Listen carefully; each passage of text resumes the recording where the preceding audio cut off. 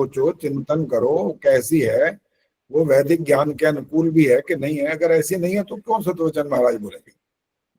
इसी सतवचन महाराज ने तो बेड़ा गर्क कर दिया हिंदुस्तान का। लाइन लगा के बैठे हैं, इतने सारे गुरु हैं, इतने सारे गुरु हैं कि देखो, और जैसे कुकुरमत्ते के वो उगाते हैं ना फटाफट, ऐसे ही कैसे जहां देखो वहां से निकल आता है कोई ना कोई। और वो अपने आप को, हाँ नमस्ते जी, स्वघोषित अपने आप को भगवान कर देता है। मैं भगवान हूँ, भगवान में नमस्ते आचार्य जी। मैं ऐसा हूँ, मैं वैसा हूँ, मैं ये हूँ, मैं वो हूँ, पता नहीं क्या क्या बोलने लगते हैं। नमस्ते आचार्य जी। हाँ जी नमस्ते जी। आचार्य जी आपको पहले तो सादर नमस्ते, और आपका बहुत बहुत धन्यवाद कि आपने बिल्कुल शॉर्ट नोटिस के ऊपर में हमारी प्रार्थना स्वीकार की। जिस हिसाब से मैं एक्चुअल में, मुझे आजकल आर्य समाज में प्रोग्राम चल रहा है तो मैं थोड़ा बिजी हूं मैं, लेकिन मुझे लगता है जिस हिसाब से कल शंका समाधान हो रहा था, हमें पूरा एक 2 घंटे का सेशन रखना चाहिए आपके साथ में, कि कार्यक्रम के शुरू में एक भजन हो जाए और उसी के बाद में आपका प्रवचन और शंका समाधान होता रहे। तो 2 घंटे का हम एक बार लगातार प्रोग्राम रखेंगे फिर। हाँ बिल्कुल रखिए, बिल्कुल ठीक है। हम आपके लिए तो हमेशा तैयार हैं। आप जब कहोगे ना रात को 12 बजे चलो आचार्य जी आ जाओ, आ जाएंगे, चिंता मत करो। आपका बहुत बहुत धन्यवाद आचार्य। महीने में 2 बार होना चाहिए, कम से कम 2 बार आचार्य जी का।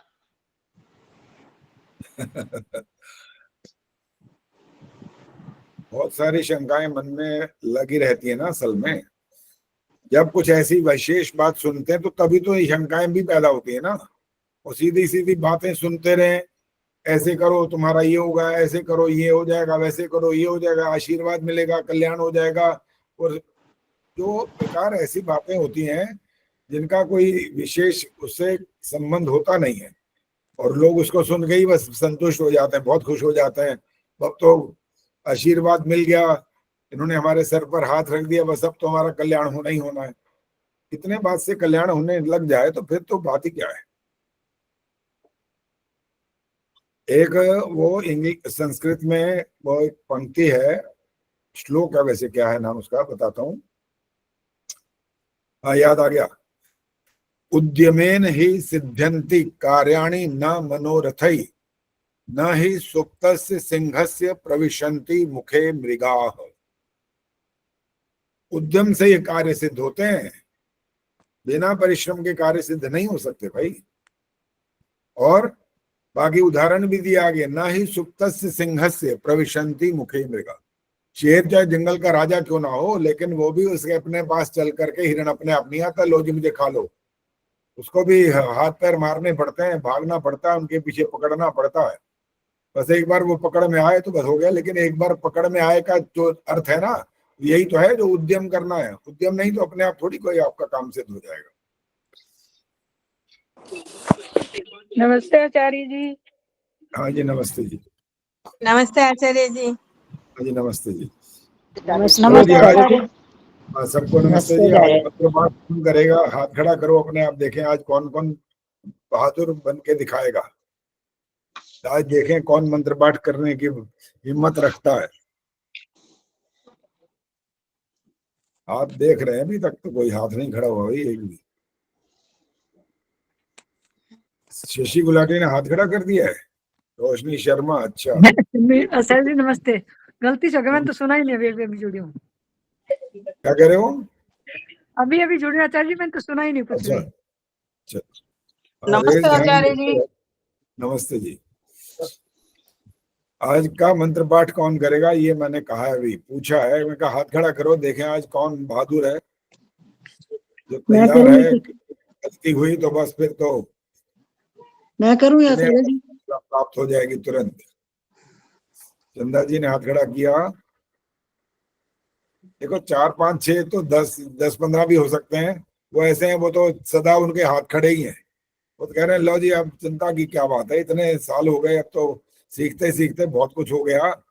100% हो सकता है ना भी हुआ हो, लेकिन काफी परसेंट हो गया सुधार, ठीक हो गया। बेचारी सरोज फंस जाएगी और कोई तो दिखता नहीं है सामने। क्यों कर रही है? नहीं मुझे ज्ञान नहीं है, ज्ञान नहीं है ना, प्रॉब्लम यहाँ। इस चीज का ज्ञान नहीं है और चाहते हुए भी नहीं छोड़ पा रही इस ग्रुप को। प्रॉब्लम यहाँ है।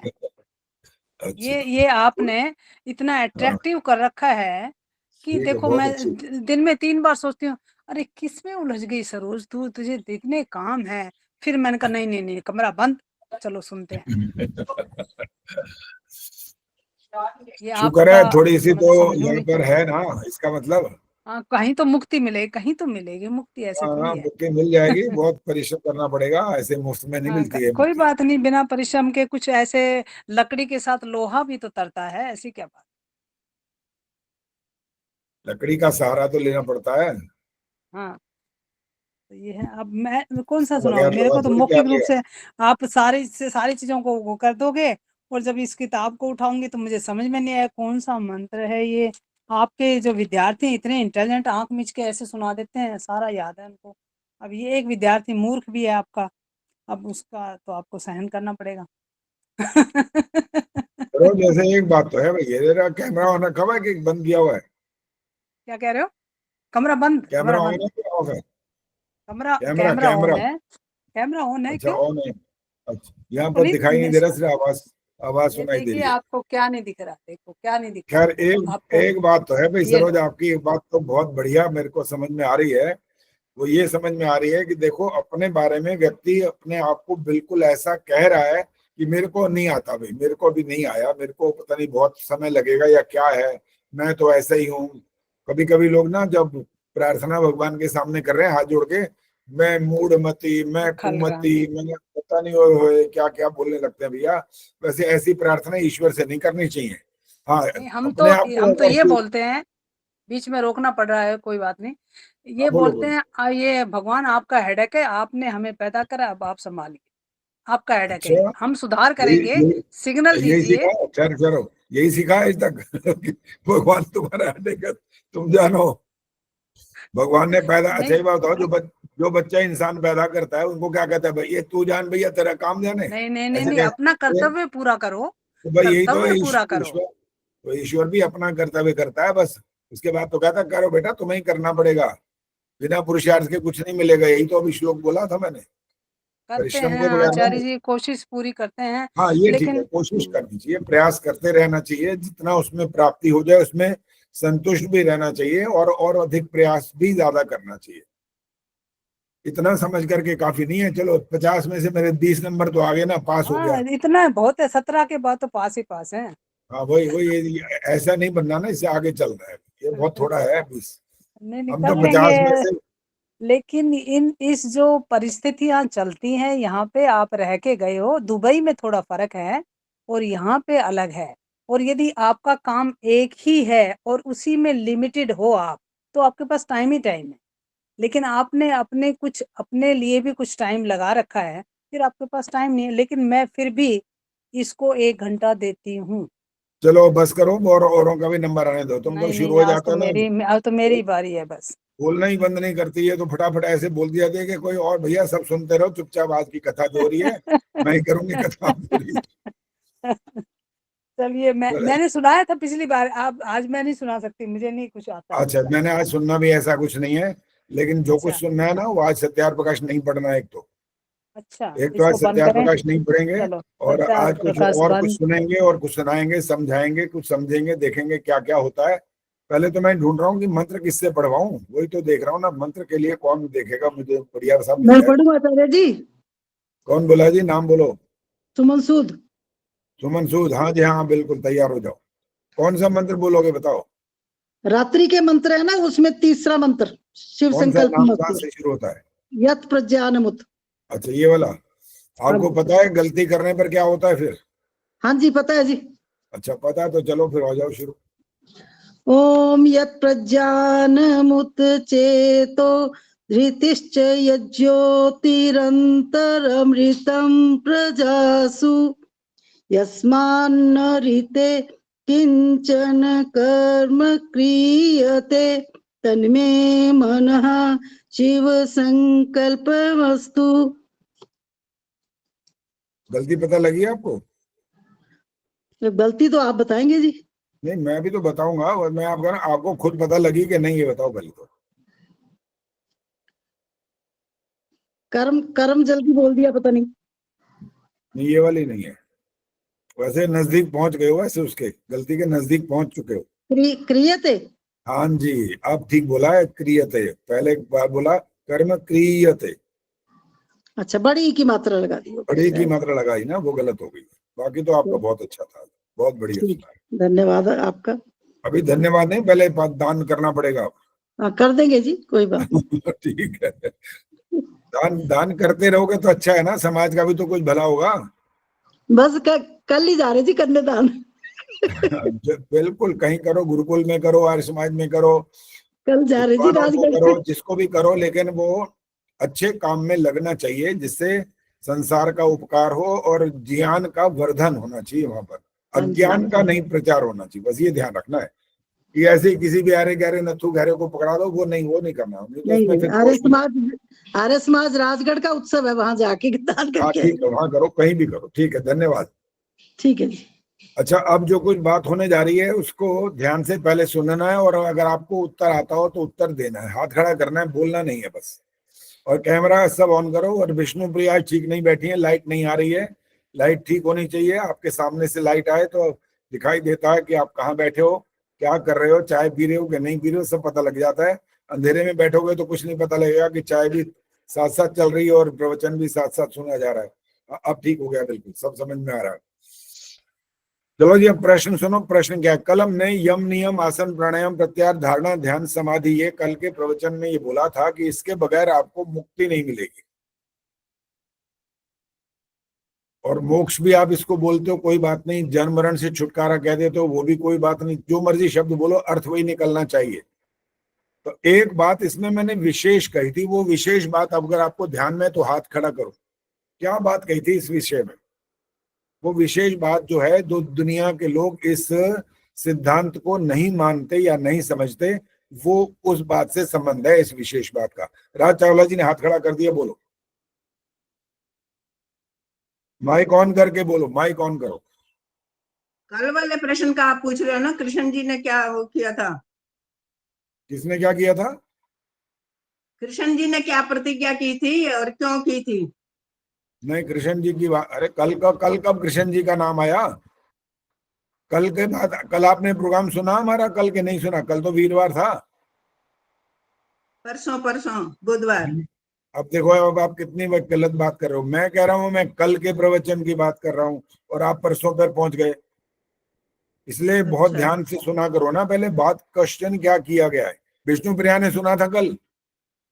जी नहीं, थोड़ी देर के लिए जुड़ी थी, सुना थोड़ी नहीं। देर के लिए, चलो ठीक है। अब जो जुड़े हैं वो दिखाई दे तो रहे हैं। वैसे चंदा जी भी हैं, उर्मिल शर्मा भी हैं, और आदर्श तो हैं ही हैं, और शायद बाकी का मुझे पता नहीं लग रहा कि कौन थे कौन नहीं थे, मैं वहां ध्यान नहीं दे पाया। लेकिन अच्छा चलो, उर्मिल शर्मा बताएंगे कल क्या खास बात कही थी इस विषय में, क्या बात कही थी? आचार्य जी, ध्यान नहीं आ रहा मुझे तो। ध्यान नहीं आ रहा, नाश्ता करने में लगे रहे आप, इसका। और कौन बताएगा? चलो देखो, हाथ खड़ा करो ना, फिर देखें। हाँ जी, पद्मा जी बोलो। आचार्य क्या जी, विशेष वैसे बात है? मैं जुड़ी तो नहीं थी, लेकिन मैंने थोड़ी रिकॉर्डिंग सुनी है। उसमें ये है कि जो व्यक्ति आजकल, मतलब लोग ये विश्वास करते हैं कि मुक्ति अनंत होती है।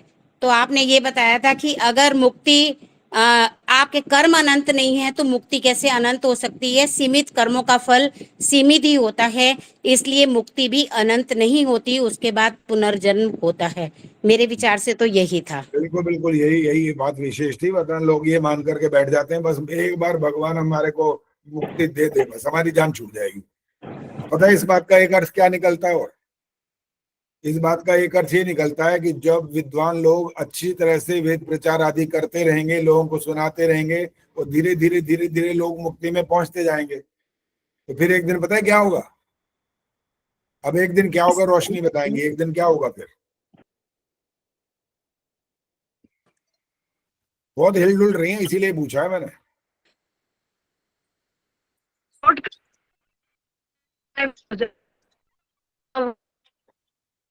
आवाज नहीं आ रही, चलो रुक जाओ, कोई बात नहीं।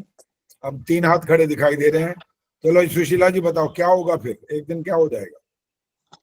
आचार्य अगर जीवात्मा मुक्ति से वापस नहीं आएंगी तो एक टाइम ऐसा आएगा कि सारी जीवात्मा मुक्ति में वहीं पे पहुंच जाएंगी, फिर सृष्टि का बनना बंद हो जाएगा। सृष्टि किस लिए बनाएगा भगवान? से बनाएगा किसके लिए? जब सारे मोक्ष को प्राप्त हो गए और वहां से लौटने का कोई प्रश्न नहीं है, तो फिर तो बेकार है। सर्व ईश्वर की एक बहुत बड़ी गुण की बात है, और उसका जो बहुत बड़ी गुण की बात है ना, वो खत्म हो जाएगी। वो कौन सा गुण है ऐसा जो उसका जो इतना बड़ा गुण है वो खत्म हो जाएगा? वो गुण कौन सा होगा जो खत्म होगा? सुनीता जी बताएंगी। कर्मों का फल परमात्मा दे सकेगा। देखो वाक्य नहीं है, वाक्य नहीं है ये, मुझे वाक्य नहीं सुनना। एक शब्द है, नहीं कर्म फल नहीं, शब्द है, बस एक शब्द है वो। हाँ जी निर्मल डावरा जी बोलो।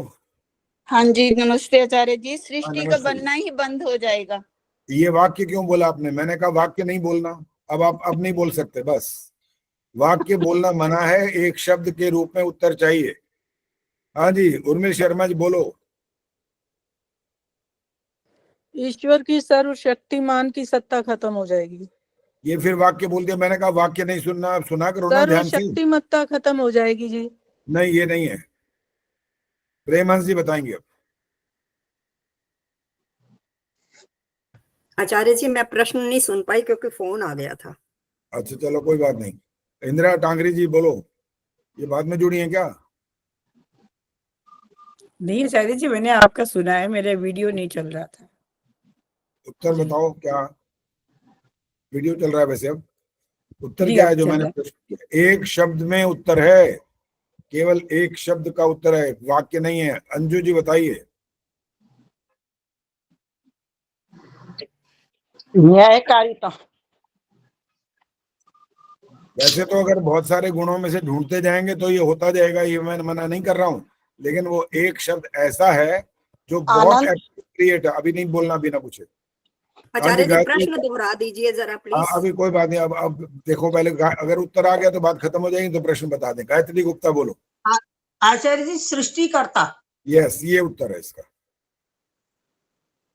सृष्टि करता ही नहीं रहेगा ना फिर वो, जब अगर सारे के सारे मोक्ष में चले गए और वो दोबारा से उनको वहां से आने की व्यवस्था बंद हो जाए अगर, तो फिर सृष्टिकर्ता का मतलब क्या निकला? और सृष्टिकर्ता यानी सृष्टि बनेगी तो न्याय और ये और जो कुछ आप कह रहे सर्वशक्ति मतलब सारे गुण तो बाद में की बात आएंगे ना। वरना न्याय करेगा किसका? कौन सी चीज होगी इसका के लिए न्याय करे? सृष्टि नहीं बनी तो न्याय क्या?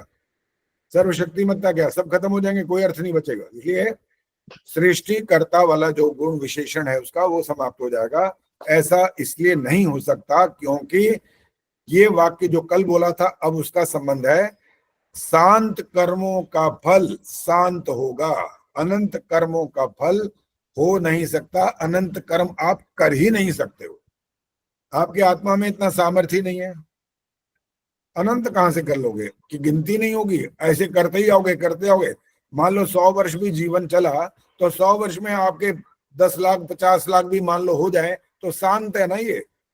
अभी तो संख्या पता कहां तक चलेगी। अच्छा हिंदी में जिसको संख्या गिनना आता है बोलना। 1 2 3 4 नहीं बोल रहा हूं मैं, कुछ और बोल रहा हूं। वो अगर समझ में आ गया तो हाथ खड़ा करो। हाँ अंजू ने हाथ खड़ा किया तो है, छोटा मोटा करो, बोलो। प्रथम द्वितीय तृतीय। नहीं नहीं नहीं ये संस्कृत घोड़ी बोल दिया है मैंने यहाँ पर। हाँ जी सुनीता जी बोलो। हिंदी में बोला है ना। 1 2 3 100 से नहीं नहीं देखो ना, भाव जो वक्ता है ना उसका तात्पर्य को पकड़ने की कोशिश करनी चाहिए। प्रेमहंस जी बोलो क्या मतलब निकला मेरी बात का? इकाई दहाई सैकड़ा हजार 10,000 लाख 10 लाख करोड़ 10 करोड़ अरब 10 अरब खरब 10 खरब। फिर उसके बाद नील है शायद, पता नहीं मुझे ये नहीं पता। नील है इस तरह से पद भी आता है, फिर संख्य और अंत में असंख्य आ जाता है। आपके पास इतना सामर्थ्य नहीं है कि आप असंख्य कर्म कर लें, नहीं कर सकते। सीमित कर्म करेंगे सीमित फल मिलेगा। लेकिन एक बात कल जैसे कही थी, आपको सीमित कर्मों का फल कितना मिलेगा? अधिक तो मिलेगा। मान लो 1 बीज बोने पर उसका 1 दाना नहीं मिलेगा, बहुत सारे मिलेंगे। यही तो उसकी दयालुता है। और आप नौकरी करने जाते हो और आपको बकायदा जब आपको इंटरव्यू देते हो उसके बाद आपका जो इंटरव्यू सफल हो जाता है, आप सेलेक्ट हो जाते हो और आपको अपॉइंटमेंट लेटर मिलता है, सब कुछ लिखा होता है। आपका सैलरी पर मंथ 1,25,000। अब आपको जब फिक्स हो गया, 1 महीने आपने काम किया, आपको ये सैलरी मिल गई। सीमित कर्म सीमित फल। इंसान असीमित नहीं देता, इंसान अधिक नहीं देता, वो सामान्य रूप से ही करता रहता।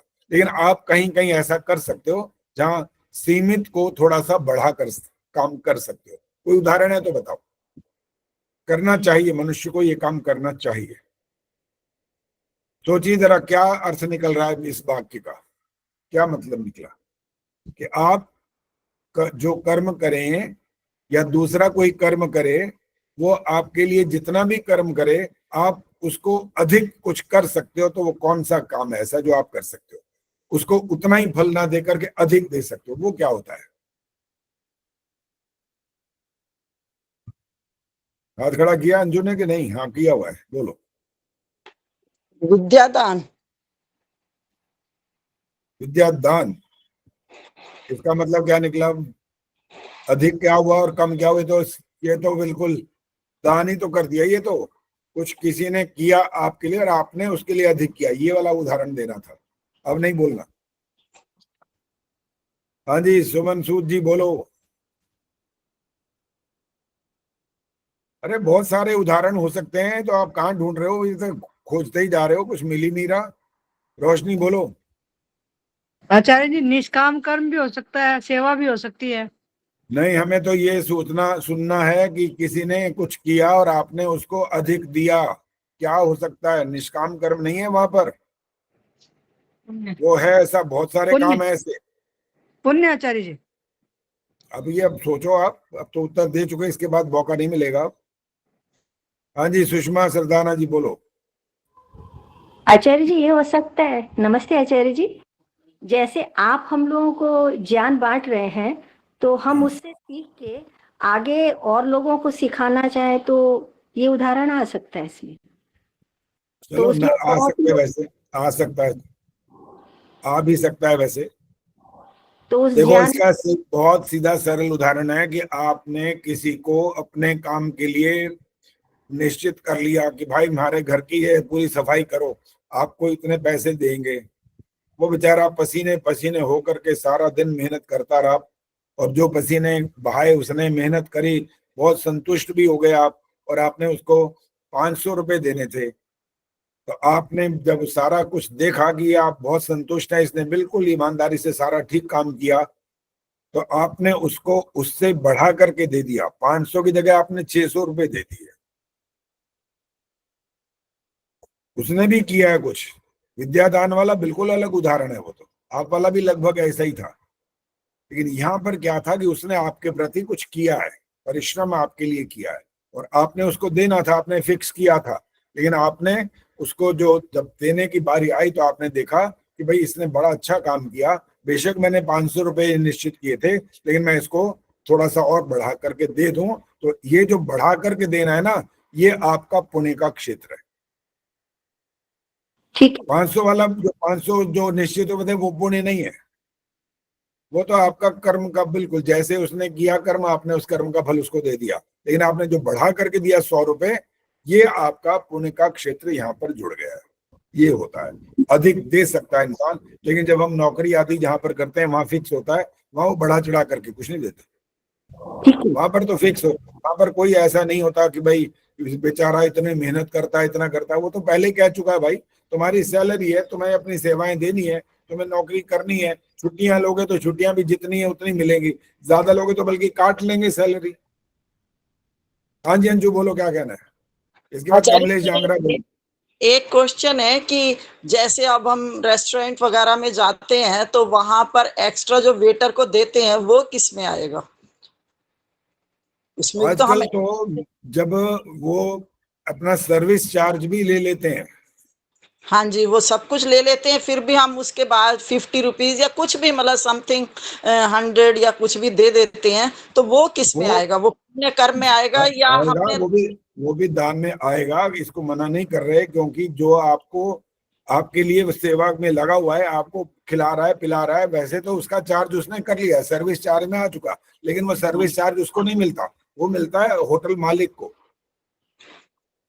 और ये जो आप दे रहे हो ये इसका व्यक्तिगत होता है, टिप जिसको आप बोलते हैं, ये इसका है व्यक्तिगत है। आपसे संतुष्ट है तो आप दे दो, वो आपका बिल्कुल ध्यान रख रहा है पूरा। आपने कहा ये वाला सामान लाओ, ये लाओ, फौरन फटाफट सारा काम बिल्कुल व्यवस्थित कर रहा है, सफाई बहुत अच्छे से साफ सुथरा काम उसने किया, खिलाने पिलाने में भी तमीज से दिया, ठीक जगह पर रखा, कोई गिराया नहीं कोई सामान को, सब कुछ ठीक किया, तो आप संतुष्ट हैं, खुश हैं, आप दे दीजिए, कोई बात नहीं, दे सकते हैं। हाँ मैं कमलेश जांगरा, बोलो क्या कहना है। नमस्ते आचार्य जी। हाँ नमस्ते। आचार्य जी, जैसे आपने ये बताया कि पुण्य अधिक कमा सकते हैं, तो जैसे एक पेड़ लगाया आम का, जैसे आपने बता रहे थे कल, हाँ तो उसका फिर पेड़ काफी आम लग जाएंगे एक पेड़ पे, तो वो भी अधिक हो जाएगा पुण्य का, इसमें आ जाएगा क्या जी ये? वो आम आप मतलब मुफ्त में बांट दोगे तब तो आएगा पुण्य में, नहीं तो नहीं आएगा। मुफ्त में बांटोगे किसमें पहले तो ये आएगा? बताओ, मुफ्त में बांटोगे पहले, जब आप, तुम्हारा घर इतना बड़ा है पहले तो ये बताओ। नहीं जी, वैसे एग्जाम्पल के लिए जैसे। नहीं वैसे मत करो ना, ये वाली बात तो हो नहीं सकती, ये वाली बात तो हो सकती है जो मैंने उदाहरण दिया, आपने घर की सफाई के लिए एक मजदूर पकड़ लिया, उसने सफाई की, सब कुछ किया, 500 रुपए फिक्स किया, आपने 600 दे दिए, ये तो संभव है, बिल्कुल प्रत्यक्ष है। आप आम का पेड़ लगाने की बात करोगे, वो आम के पेड़ जो आपने लगा भी दिया, तो वो आम के अंदर जो इतने सारे आम आ रहे हैं ना, वो आप नहीं लगा रहे, वो ईश्वर दे रहा है। आपकी कोई विशेषता तब जुड़ाएगी यहाँ पर जब आप मुफ्त में बांट दोगे।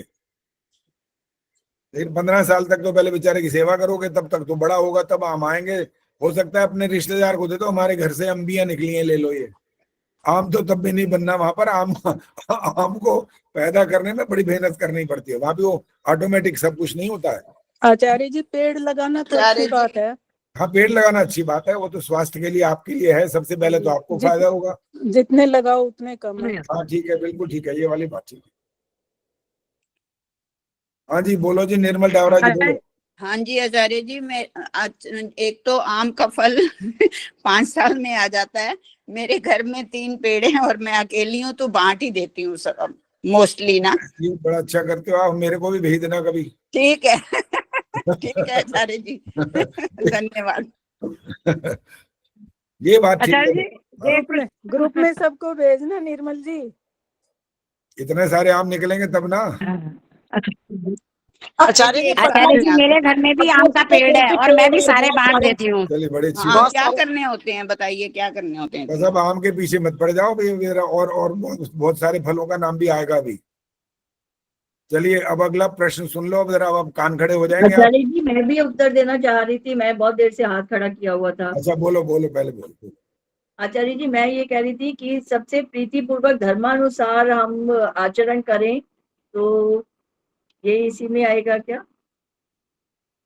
उदाहरण देना पड़ता है अपनी बात को स्पष्ट करने के लिए। जैसे हम कोई हमसे गलत व्यवहार करता है, लेकिन हमें ये मालूम है कि वो उसने गलत व्यवहार कर रहा है, लेकिन हम उसका गलत व्यवहार को सुधारने के लिए उसका ऐसा ही आचरण ना करें, अपनी तरह से उसे प्रीतिपूर्वक या धर्मानुसार समझाने का प्रयत्न करें, तो ये इसमें आएगा क्या?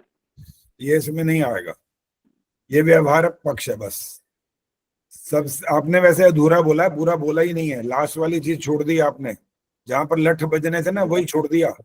सबसे प्रीति पूर्वक धर्मानुसार यथा योग्य है आगे शब्द। हाँ जी, यथा योग्य। यथा योग्य की भी जरूरत पड़ती है। जी जी, यथा योग्य ही बचना बोलते हैं, छठे शाक्यम समाचरित बोलते हैं, जैसे को तैसा बोलते हैं। जो साधारण आदमी ना हो ना, जो है ऐसा गुन्ना जिसको बोलते हैं एक भाषा में, ऐसा व्यवहार जो करता है ना, उसके साथ प्रीति पूर्वक और धर्मानुसार फिर छूट जाता है, यथा योग्य बात आ जाती है। बचना चाहिए। दिखावा कर रहा है, सिर्फ दिखावा कर रहा है, ऊपर से बोलता है, अंदर हमारे लिए बड़ा गंदे भाव रखता है, तो उसका कोई लाभ नहीं है। फिर वहां पर यथा योग्य व्यवहार ही सिद्ध होता है बस जी। लेकिन जो ऋषि मुनि होते हैं ना, वो यहाँ तक नहीं जाते, वो कहते हैं नहीं। जैसे स्वामी दयानंद का प्रमाण है, विष देने वाले जगन्नाथ को उन्होंने रुपयों की थैली देकर कहा तुम यहाँ से भाग जाओ, चले जाओ, नहीं तो दुनिया तुमको मार डालेगी। आचार्य जी, आपकी वीडियो नहीं आ रही। है? वीडियो नहीं आ रही है आपकी। वीडियो नहीं आ रही है जी, आ रही है, पूरी आ रही है, पूरी पूरी वीडियो है। आचार्य जी एक प्रश्न मेरा भी है। हाँ जी बोल दो, आचार्य बोलो जी बोलो रोशनी जैसे बोलो। मैंने एक, उसका व्यवहार बहुत गंदा था और उसने 1 महीने काम किया। मैंने 3-4 दिन पहले उसको बता दिया कि हमें तुम्हारा काम पसंद नहीं आया। हमने उसको 5 हाँ की छुट्टी कर दी, तो ये काम पूरा होएगा? अब ये बाकी बात आवाज कट गई है, कुछ समझ नहीं आ रहा क्या था। उसकी छुट्टी कर दी तक सुनाई दिया है, बाकी नहीं पता लगा। 4 दिन पहले, महीने अब के ये 4 दिन रोशनी या पहले। तो आवाज नहीं आ रही? नहीं, कभी कट रही है कभी कुछ नहीं, पता नहीं लग रहा पूरी अब बात। आ रही है आचार्य? अब आ रही है? अब हाँ, आ रही आ है? रही है, आ रही है, आ रही है, हाँ बोलो। जी, हमने ना उसको 4 दिन पहले बोल दिया तेरा काम पसंद नहीं है और 500 रुपए एक्स्ट्रा देके उसकी छुट्टी कर दी। तो ये काम पुण्य में आएगा पाप में? न पुण्य में न पाप में, अच्छा, मतलब न्यायोचित है ये काम? यथा योग्य व्यवहार है ये तो। उन्हें आपको पसंद नहीं आ रहा, आपने कहा चलो इस बेचारे को एकदम धक्का भी ना लग जाए, आपने 500 रुपए भी दे दिए, तो जाओ और कहीं ढूंढ, सारी दुनिया पड़ी है, मैं कोई ठेका मैंने थोड़ी ले रखा है सारा। हाँ जी, बस ऐसा किया तो जहाँ मेरे बात थोड़ा मन में नहीं मेरे। बनती पसंद। हाँ जी। जो नौकरी करने वाले भी होते हैं ना, जितनी आजकल ये जो बनी पड़ी है सारी आईटी जितने बनी हुई है कंपनियां, वहां पर तो 1 मिनट लगता है निकालने में, बस कहते हैं कल से, आज से छुट्टी बंद। ये जैसा जैसा समाज का एक वातावरण होता है, व्यवहार होता है, कंपनियों के अपने नियम होते हैं, उस आधार पर ये निर्णय होते रहते हैं। और वैसे पूर्ण न्याय करने का सामर्थ्य इस मनुष्य में नहीं है, कोई नहीं कर सकता पूर्ण न्याय, केवल मात्र ईश्वर होता है जो पूर्ण न्यायकारी होता है। बाकी तो आप छोटा मोटा तो करते रहते हैं बस। बता दिया मैंने। अब बस करो, प्रश्न ही करते रहोगे। मेरे यहाँ तो सुन लो रोशनी, अब और नहीं बोलना, पहले सुनो, प्रश्न सुनो हमारा। जब यम नियम आसन प्राणायाम प्रत्याहार धारणा ध्यान समाधि की बात हुई थी, और ये भी आज बात हमने कर ली कि इनके बगैर मुक्ति नहीं हो सकती। अब आते हैं यम के ऊपर। यम का पता है सबको, यम क्या होता है? सुमन सूद जी बताओ, यम क्या होता है? माइक ऑन करके बोलो। तत्र अहिंसा सत्य आस्तेय। अरे मैंने किसको बोला है? सुमन सूद को बोला है। हाँ जी, अच्छा। 5 यम होते हैं आचार्य जी। बताओ क्या? अहिंसा, सत्य, अस्तेय, ब्रह्मचर्य, ईश्वर प्रणिधान। नहीं, अब नहीं बोलना, बस जहां पर जब कह दिया खत्म होगी बात। ठीक है, ठीक है, गलत हाथ जो खड़ा करेंगे उनसे पूछेंगे, किसी ने अपने आप बोलना नहीं है, ये ध्यान रखेंगे। कमलेश जांगरा बोलेंगे, ये जो चीज गलत हुई है वही बताओ, बस वो क्या है? अपरिग्रह। अपरिग्रह, ठीक है। अहिंसा है, सत्य है, अस्तेय है, ब्रह्मचर्य है, अपरिग्रह है। अब ये बाकी 4 वाले तो मुझे लगता है सबको समझ में आ ही रहे हैं, कोई ज्यादा कठिन नहीं है वो। अहिंसा भी मालूम होगा सबको, सत्य भी मालूम होगा, अस्तेय ब्रह्मचर्य भी पता होगा। अपरिग्रह का कुछ कुछ लगता है शायद आता हो या ना आता हो, दोनों बातें हो सकती हैं। अपरिग्रह का अर्थ बताएंगे विष्णु प्रिया। अपरिग्रह का मतलब क्या होता है? जितना जरूरत है उससे ज्यादा इकट्ठा करने का। करने का या नहीं करना चाहिए, क्या मतलब है इस बात का? जितना हमको जरूरत है उतना ही रखना चाहिए, अधिक नहीं रखना चाहिए। हाँ, अपरिग्रह होता है जो अधिक इकट्ठा करना नहीं चाहिए, ये मतलब है। सीमित, जो आवश्यकता है उतना रखो। और इस आवश्यकता का अर्थ अगर आप सन्यासियों के बारे में सुनोगे ना तो आप आश्चर्यचकित हो जाओगे। उनके लिए पता है कितने कठोर नियम होते हैं। 2 दिन से अधिक रुकना नहीं कहीं भी। और कमाल तो ये हुआ कि जब एक ऐसा उदाहरण देखा हमने, किसी ने सुनाया था, हमने सुना, देखा नहीं है ये अपने आंखों से। क्या किया कि वो सन्यासी थे और उन्होंने जब देखा कि अगली सुबह को वो सन्यासी का जीवन समाप्त हो चुका था, सोते सोते ही चले गए।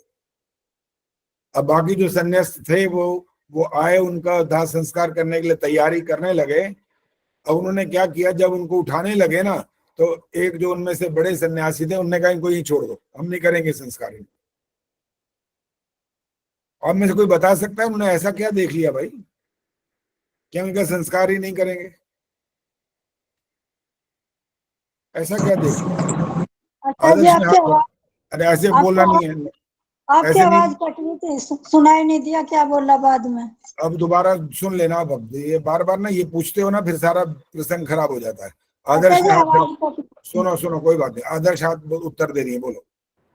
आचार्य जी, हो सकता है उनके पास अधिक चीजों का संग्रह होगा इसलिए उनको छोड़ दिया हो। देखो वो सो रहे थे पहली बात, और वो उनको उठा रहे थे भी, और उठाते उठाते ही उन्होंने कहा नहीं, इनका संस्कार हम नहीं करेंगे। अगर अधिक चीजों का संग्रह करता हुआ बाकी देख लेते तो वो तो वहीं से ही पहले ही कह देते। वो तो उनको उठाने की बात जब कर रहे थे वहां से शुरुआत हुई कहानी। ऐसा बोला नहीं भाई, बिना पूछे नहीं बोला। उन्होंने ऐसा क्या देख लिया कि जिससे उन्होंने कहा नहीं, इसका यही पड़े रहने तो संस्कार नहीं करेंगे? क्या चीज देखी होगी? आइडिया लगाओगे, और वैसे क्या पता थोड़ी आपको कि आपने कोई प्रत्यक्ष थोड़ी देखा है। हाँ कमलेश जांगरा बोलो, क्या देखा होगा? मद्य वगैरह की स्मेल आ रही होगी, या तो शराब वगैरह की। नहीं, ऐसा वो कुछ। वाली बात नहीं है। बड़ा कठोर है ये नियम, देख लो। अगर ये वाला अभी पता लग जाएगा जब उत्तर सामने आएगा ना, क्योंकि अच्छा इतना भयंकर नियम होता है इस सन्यासी के लिए। इतना बड़ा काम कैसे कह दिया हम संस्कार ही नहीं करेंगे? उर्मिल शर्मा बोलो, हाथ खड़ा किया तो बोलो।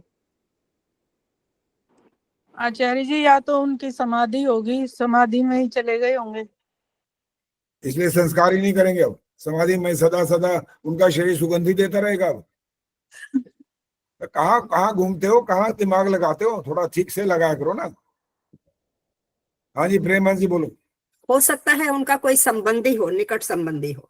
कोई ऐसी बात नहीं है ये। और सोचो जरा, और लगाओ दिमाग। हाँ जी सुषमा सरदाना बोलिए। हो सकता है उनके तकिए के नीचे या उनके आसपास में उन्होंने कहीं धन देख लिया हो। वैसे आप नजदीक तो पहुंचे हो, लेकिन उत्तर थोड़ा सा गलत हो गया है। नजदीक तो बिल्कुल पहुंच गए, क्योंकि जब उठाने की बात कर रहे हैं तो वही है ना, वही। और आसपास की तो बात देखने की उठाई नहीं, वो देख चुके। वो तो इनको उठा रहे थे, उन्होंने कहा रख दो इसको, छोड़ो, नहीं करेंगे संस्कार इनका। अब धन वाली बात गलत हुई है। अब उत्तर दे ही देता हूँ अब आपको। बाकी क्या रह गया? बाकी तो कोई और फिर कुछ और बोलने लगेगा। कोई का कोई एक सेब पड़ा होगा वहां पर, कोई पता नहीं कहेगा कि पता नहीं चक्कू पड़ा होगा, पता नहीं कोई कोई क्या क्या बोलेगा। इसलिए पहले मेरे से सुन लो। वहां पर एक दातुन रखा हुआ था बस। बताइए इन्होंने क्या कहा इस बात को देख करके? बताए क्या बोले वो सन्यासी? उन्होंने कहा अरे कल के लिए संग्रह करके रखा इसने, कल के लिए। अरे सुबह उठ, अपना जा जंगल में जा, दातुन तोड़ और अपने दातुन कर। ये पहले अपने पास सिराने जमा करके बैठे है। बताओ दातुन कोई करोड़ों रुपए की चीज होती है क्या? यहां तक का कठोर, इतना कठोर नियम बताओ। उन्होंने कह दिया कि इसका संस्कार नहीं करेंगे, अब जो करता हो करे, हम नहीं करेंगे। इसने अपने सन्यास धर्म को छोड़ दिया। बताओ। तो बड़े कठोर नियम होते हैं, लेकिन आजकल तो कुछ वैसे कठोर नियम नहीं होते हैं। आजकल तो पता नहीं क्या क्या नियम होते हैं। सब ने उनको एक कोने में रखा हुआ है, चाहे वो गृहस्थी हो, चाहे ब्रह्मचारी हो, चाहे वानप्रस्थी हो, चाहे सन्यासी हो, सबके नियम टूट गए, किसी का नहीं चल रहा। सबके अलग है। हम सब 50 साल से ऊपर हैं जितने बैठे हुए हैं। वानप्रस्थ लिया किसी ने? यही तो बैठे हो, मैं भी तो घर बैठा हूँ, मैं कहाँ गया हूँ? तो आचार्य जी उनका क्या किया फिर? अंतिम संस्कार नहीं किया तो? बस ये कहानी होती है बस। उसके बाद तो जिसने किया होगा किया होगा। ये थोड़ी कि वहीं पड़ा रहेंगे तो बेचारे खुद ही मरेंगे फिर कल को। वहीं पड़ा रहने देंगे तो क्या हालत होगी? किसी और का होगा भैया तुम करो, हम नहीं करेंगे संस्कार इनका। तो जब यम की बात आप करते हो ना, प्रत्याहार, अधिक संचय न करना, और ये बीमारी सबके घर में चल रही है पूरी तरह से। छोटी मोटी भी नहीं है, बड़ी बीमारी है ये। बाल तो सफेद हो लिए, लेकिन नई साड़ी अभी भी आएगी, अभी भी और कुछ कुछ आएगा। ये तो एक है, गले के भी आएंगे, नाक के भी आएंगे, कान के भी आएंगे, बहुत कुछ आएगा। जान खा जाओगे अपने पति के। बोला नहीं, बोलना नहीं है। पति के जीना हराम कर दोगे, ला के दो पहले, बस मेरे को कुछ नहीं पता। और पड़ोसन ने ले ली, देखा नहीं? तुम देखते नहीं हो? तुम्हारे आंख बंद होती है, देखा तुमने? देखा नहीं? कल नया पहन रखा था उसने, मेरे को भी ला के दो। तो मैंने कहा जरूरत है कि नहीं है, उसकी जरूरत देखो ना, जरूरत है कि नहीं है। और वैसे भी जब दुनिया से जाएंगे तो यहाँ साथ तो ले जाएंगे नहीं, यहाँ ये सब का सब यहीं धरा रहेगा।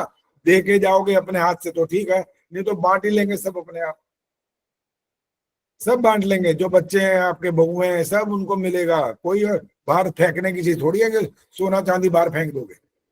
सब कुछ आपका धन, रुपया, पैसा, जमीन जायदाद, घर, गाड़ी, बंगला सब यहीं, सब बंटेगा, बच्चों में बंटेगा।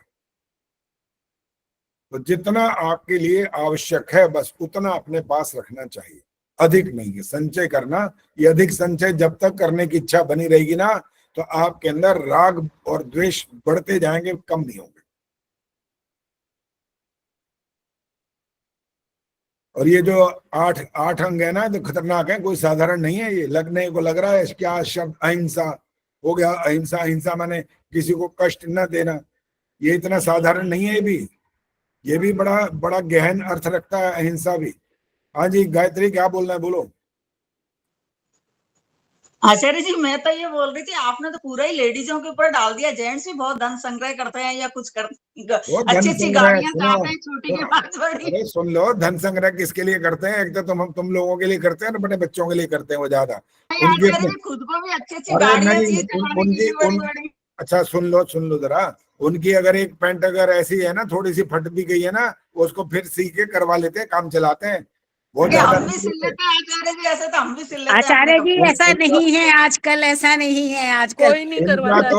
उनका तो 5-6 पैंटों में गुजारा हो लेता है। तुम्हारा तो नहीं भैया है साड़ी आचार्य जी, ऐसा नहीं है। आप पहले सुन लो अपनी बात मानिए ना। अभी नहीं, रोशनी अभी ऐसे नहीं बोलो। पहले सुन लो। तुम्हें पता है क्या क्या चाहिए होता है? यहाँ का वही रंग होना चाहिए, यहाँ का भी, ये गले का भी, यहाँ का साड़ी का भी, यहाँ पल्लू अगर वह सूट पहना है वो भी बिल्कुल, नहीं तो उसको क्या करवाते हो, ड्राई क्लीन नहीं कराते हैं आप, रंग चढ़वाते हो या नहीं? हाँ वो करवाते हो। फिर सैंडल या चप्पल आपको उस कलर की चाहिए। आदमी को क्या चाहिए, ने काली पैंट पहन ली, ऊपर एक पहन लिया, हो गया उसका काम खत्म। आचार्य जी ऐसा नहीं है, ऐसा नहीं है, ऐसा नहीं है, ऐसा नहीं है। आचार्य जी मुझे बोलना पड़ रहा है, जेंट्स जो है ना, मैं एक शब्द बोल रही हूँ, tip top Why women decorate themselves too much? Because man is too ugly. Saroj ने सोचा कि मैं कैसे पीछे रह जाऊंगी अब। नहीं मैंने सोचा, क्योंकि मैं सुन रही हूँ इतनी देर से, तो क्या होता है कि वो किसी ने कहा था कि भी वीमेन परफ्यूम और ये सब क्यों इतना ज्यादा मेकअप करती हैं, तो एक ने कहा because man to ugly, we have to protect. This is too wrong. You are absolutely wrong. Who can say men are ugly? चलो They are saying है, saying है। आज तो सारे शास्त्रार्थ करने के लिए तैयार बैठे हैं। देखो, एक नहीं, दो नहीं, तीन नहीं, दे देना हाथ पे हाथ खड़े। हाँ बोलो। मैं बिल्कुल बात बता रही हूँ, आपकी बात से सहमत नहीं हूँ। आजकल जेंट्स वैसे नहीं रहे जैसे आप बता रहे हो। आजकल हस्बैंड वाइफ भी मैचिंग पहन के चलते हैं, ये नया ट्रेंड चला है, सेम कलर सेम सब ऐसा। चलो बड़ी अच्छी बात है, आपकी शोभा बढ़ जाती होगी उससे फिर। आदर्श बोलेगी अब। पार्लर में आचार्य जी ऐसी बात नहीं है। आचार्य जी चित्त भी आपकी, पट भी आपकी, आपने उसके लिए भी स्त्रियों को वो कर दिया। आचार्य जी यही तो देखो, यही तो कमाल है हमारा। आदर्श को बोलने दो भाई, सब नहीं बोलो। सहमत नहीं है। हाँ कोई बात नहीं, हर बात के लिए सहमत होना जरूरी भी नहीं होता भाई। आदर्श बोलेंगे, बोलने दो आदर्श। अगर औरत ने अच्छा गहना पहना हो, अच्छे कपड़े पहने हो, तो आदमी की भी रिस्पेक्ट होती है भाई। ये तो देखो, गाड़ी के वो 2 पहिए ना बराबर ही हैं, ये तो कोई छोटा बड़ा होता नहीं है असल में। हमने इतने विवाह संस्कार कराए और वहां पर समझा दिए अच्छे से। मैंने कहा भाई देख, बेशक आज तो नारी भी वो घर से बाहर निकल गई है, वो कमाने जाती है, वो भी छोटा नहीं समझती अपने आप को, वो भी बराबर का समझती है। भाई बराबर का समझो, कोई आपत्ति नहीं है, लेकिन वहां पर एक दूसरे का सम्मान करना ये भी बहुत आवश्यक होता है। नारी का ये अधिकार नहीं बन जाता कि वो कमाने लग गई है तो तू तड़ाक सही बात करना शुरू कर दे, वो गलत होता है। वो उम्र में भी बड़ा होता है, कई बार योग्यता में बड़ा होता है, सामर्थ्य में बड़ा होता है, शक्ति में बड़ा होता है, बहुत सारी योग्यताएं उसकी अपनी हैं, वो थोड़ी हम उसको समाप्त कर देंगे। लेकिन क्यों मैं कमा रही हूँ इसलिए मैं ऐसे बात करूंगी, ये गलत है, ऐसा नहीं होना चाहिए। और तो एक नियम था, अगर आप पूर्व प्राचीन काल की बात करो पत्नी पति के पैर छूती थी हर रोज। ये भी नियम होते हैं अगर नियमों की बात करोगे तो। वो आजकल तो पता नहीं क्या नियमों का क्या भंटाधार हो गया, वो सब खत्म हो गए। अब तो वो कह रहे तू कहाँ जा रहा है, ऐसे बोलने लगती हैं। आजकल की बहुएं तो ऐसी आ गई। आचार्य जी, आजकल समता का भाव आ गया, बराबरी का, और समर्पण खत्म हो गया।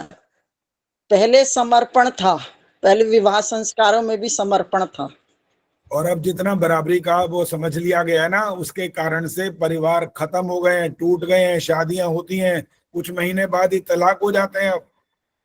क्योंकि ये जो ईश्वर ने जो अंतर बना रखा है ना, ये आपने अपने आप से नहीं बनाया ना, मैंने अपने आप से बनाया। ये ईश्वर की व्यवस्था है।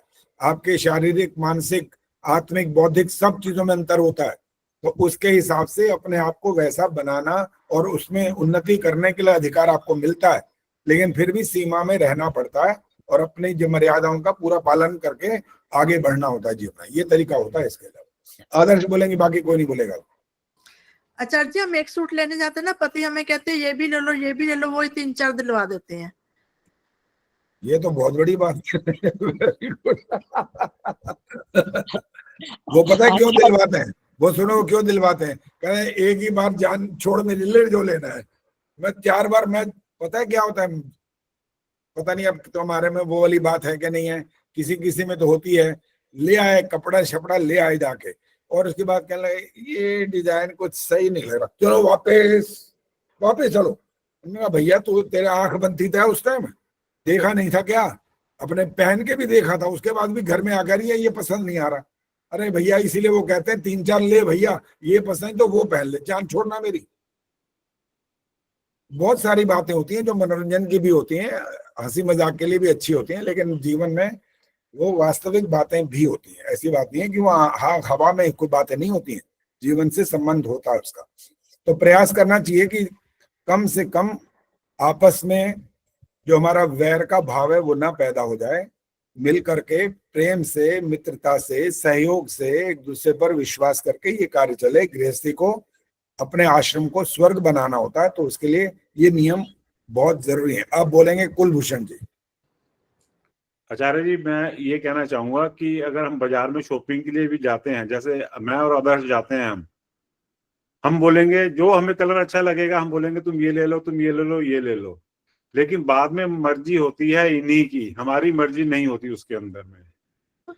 जहां दूसरी बात है चरण स्पर्श की, शादी से लेकर अब तक आदर्श रोज सुबह उठ के मेरे पैर छूती है। अगर किसी वजह से पैर नहीं छूती है तो हमारी दोनों की नमस्ते जरूर हो जाती है। बहुत बढ़िया, बराबर अपनी परंपरा को कायम रखा हुआ है आपने, बहुत अच्छी बात है। तो बहुत बढ़िया। आचार्य जी, हमारी भी होती थी नमस्ते रोज। आचार्य जी, नमस्ते तो हमारी भी रोज होती है, पर पैर छूने का नहीं होता। ठीक है, कोई बात नहीं, नमस्ते हाथ जोड़ करके कर रहे हैं तो आप, अर्थ तो वही निकल रहा है, मैं आपका सम्मान करती हूँ, कह तो रहे आप। वो भी नमस्ते का जवाब नमस्ते ही देते हैं, ये नहीं कहते आयुष्मती भव। ऐसे नहीं बोलते। हवन के बाद तो मैं भी छूती हूँ रोजाना। है हवन के बाद? हाँ ठीक है, वो विशेष स्थानों पर हम भी यहाँ रोज छूते हैं, छूते नहीं है, नमस्ते जरूर करते हैं। और हमारे बहुएं भी अपने बेटों को जो है सुबह उठ के नमस्ते करती हैं, ये परंपरा सी है। बिल्कुल बिल्कुल, ये हमारे आर्य परिवारों में तो ये जरूर होना ही चाहिए हर हालत में। बच्चों को सिखाने का तरीका ही तो यही होता है ना भाई। अगर आप उनको बचपन में बच्चों को नमस्ते खुद नहीं करेंगे ना, तो वो आपको नमस्ते कैसे करेंगे? एक दिन यही हुआ कि एक महात्मा जी घर में जब पहुंचे हुए थे ना, और बच्चों को सिखाया नहीं गया था नमस्ते करनी होती है, जो विद्वान महात्मा सन्यासी कोई घर पे आ जाए तो वो यूं यूं इशारे कर रही है, माँ नमस्ते कर, नमस्ते कर। वो महात्मा जी ने देख लिया और वो बच्चा यूं यूं करे जा रहा है कि क्यों करूं, बोला नहीं मुझे, यूं यूं कर रहा है वो। तो महात्मा जी ने कहा देखो बेटा, ऐसा है, ये जो काम आज आप करवाना चाहते हो ना, ये आपको पहले करवाना चाहिए था, बहुत शुरू में। और हमारी जो धोती है ना दुबई में, अब वो पता है कैसे करती है? यूं करती है पूरा झुककर, ओम नमस्ते, ओम भी साथ बोलती है पहले, हमने सिखाया उसको। और क्या, ओम नमस्ते, ईश्वर का नाम भी मुंह से निकला और नमस्ते भी कर, पूरा झुकती है ऐसे का ऐसा, आधा तक झुकती है नीचे। और जब वो नीचे जाती है खेलने, सोसाइटी के अंदर जहाँ रहती है, सारे उसके दीवाने, सारे उसको देखते हैं, उठाते हैं, गोद में प्यार करते हैं, उनके साथ खेलती है, वो सबको नमस्ते करती है। कोई भी आ जाना ऐसे ओम नमस्ते ऐसे करती है। तो जो सिखाओगे वो सीखेगा, लेकिन उम्र सिखाने की यही होती है। 5 वर्ष तक आप बच्चे के अंदर सारे के सारे संस्कार भर सकते हो, और इसीलिए इसको लाड प्यार करते हुए ही सिखाना होता है। मारना नहीं होता, उस समय दंड नहीं देना होता। 5 वर्ष के बाद होता फिर ताड़ना, इसके बाद ताड़ना तब होती है बस, उससे पहले दंड नहीं देना चाहिए। लेकिन जब गुस्सा आ जाता है ना किसी को, फिर वो देखते नहीं है, इधर उधर और ठोक देते हैं एक आधा, और बेचारे के बच्चे के तो कभी कान खराब हो गया, कभी दिमाग फट गया, कभी कुछ हो गया, बहुत हानि हो जाती है। वो इतना ऐसा कार्य नहीं करना चाहिए। बहुत अपने आप पर संयम रख करके बच्चों को बनाने का प्रयास करना चाहिए। चलो जी, बहुत सारी बातें हुई हैं, अभी और भी है, टाइम बचा है अभी? हाँ जी आचार्य जी, टाइम तो है अभी। अभी तो बहुत, अभी तो और बहुत सारी बातें करनी है। मनोरंजन भी हो रहा है आज तो, साथ साथ अभी और बातें भी, ज्ञान की चर्चा भी साथ साथ होएगी। चलो, ये वाली प्रत्याहार तो आपको, ये वाला क्या था यम नियम में, यम में अपरिग्रह, अपरिग्रह हो गया, ठीक है।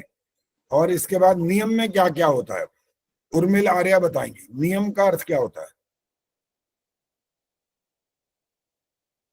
माइक ऑन करके बोलो, माइक।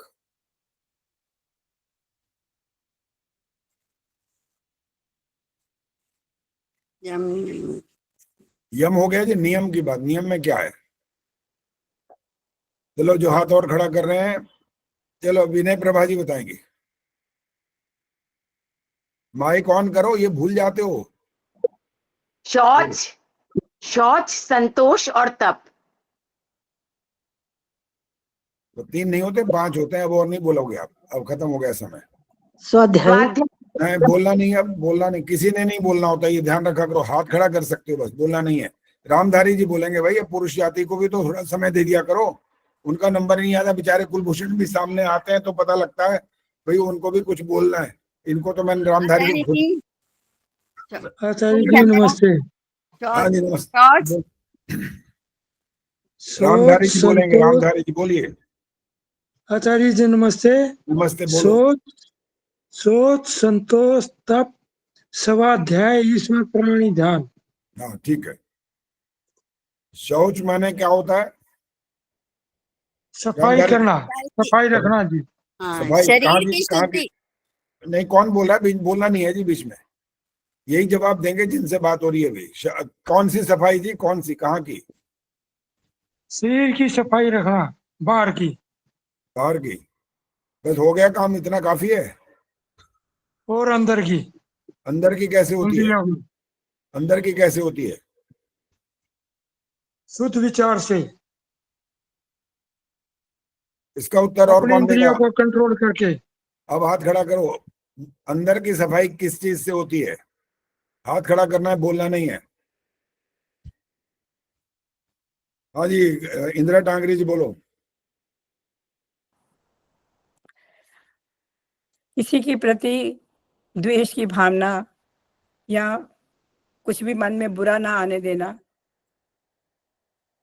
और हर एक को वैसा ही व्यवहार करना जैसा हम चाहते हैं वो हमारे साथ करें। बहुत ज्यादा व्याख्या नहीं चाहिए, बहुत संक्षिप्त में उत्तर चाहिए। हाँ जी, पद्मा जी बोलो। मनसा, मनस, हाँ, मना सत्येन शुद्धति। अंदर की सफाई से होती है आपकी। पूरा श्लोक अद्विर्गात्राणि शुद्ध्यन्ति मना सत्येन शुद्ध्यति। हाँ जी। विद्या तपोव्याम भूतात्मा बुद्धिर्ज्ञानेन शुद्ध्यति। मिथिलेश ने बोला मैं कैसे पीछे रह जाऊं, अब तक तो मैं बोली नहीं। चलो अब मौका लगा है, संस्कृत की तो हूँ, एक श्लोक ही कम से कम यहाँ जड़ देती हूँ।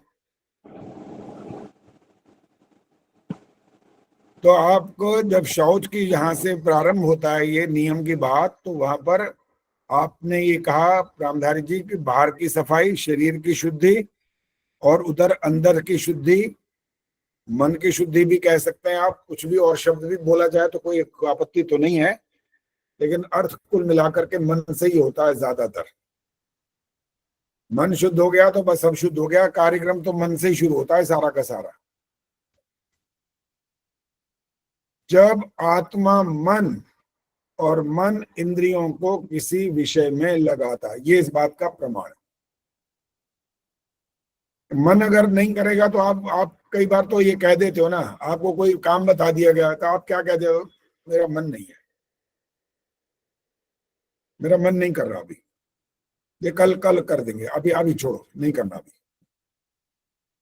बच्चे भी बहुत सारी बात करते हैं इस बारे में, तो उनको तो पढ़ाई के बारे में आप ज्यादातर कहते रहते हो, वो तो कहते हैं नहीं मेरा मन नहीं है अभी, मैं तो भी टीवी देखूंगा, मैं भी खेलूंगा, मैं अपने दोस्तों के पास जा रहा हूँ, बहुत सारी बातें उनके पास भी तैयार होती हैं, मन नहीं कर रहा अभी। लेकिन मन को शुद्ध करना, उसके लिए तो बहुत कठिन तपस्या करनी पड़ती है। और जब सत्य का पालन, जिसकी हम बात करें, मना सत्येन शुद्धति, तो सत्य कैसे होगा, इसका क्या तरीका है, सत्य का पालन कैसे होगा वो पूछना है। अब जिसका हाथ खड़ा है तो उससे उत्तर लेंगे। अब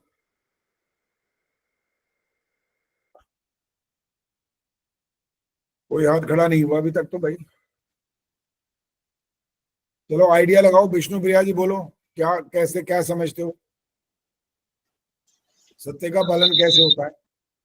मन वचन से हम सत्य का पालन करेंगे, विचार में भी कभी असत्य का आचार नहीं करेंगे। उदाहरण दे दो, कोई एक उदाहरण दे दो, कोई बात नहीं, ठीक है, उदाहरण क्या हो सकता है? जैसे हम बच्चे को कुछ बोलते हैं, बच्चे को कुछ बोलते हैं कि अभी ये झूठ बोल देते हैं कभी कभी, तो वो चीज नहीं बोलना चाहिए। घर में उनको बोलते हैं ये खाना देना है, फिर उसके बाद फिर वो नहीं देते हैं, तो ये भी झूठ हो जाता है, सत्य का पालन हो जाती है। नीलिमा जी बोलो, सामने दिखाई दे रहे हो। आचार्य जी नमस्ते। मैं ये कह रही थी कि मन को शुद्ध करेंगे हम, राग द्वेष को हटाकर प्रार्थना स्तुति उपासना के द्वारा, ईश्वर भक्ति के द्वारा, अभ्यास के द्वारा। तो ये जो श्लोक बोला वो श्लोक गलत है, मना सत्येन शुद्धति। नहीं जी ठीक है बिल्कुल, वो तो फिर सत्य का उदाहरण दो ना, सत्य का पालन कैसे करेंगे, क्या चीज करेंगे उसमें जिससे मन शुद्ध हो जाए?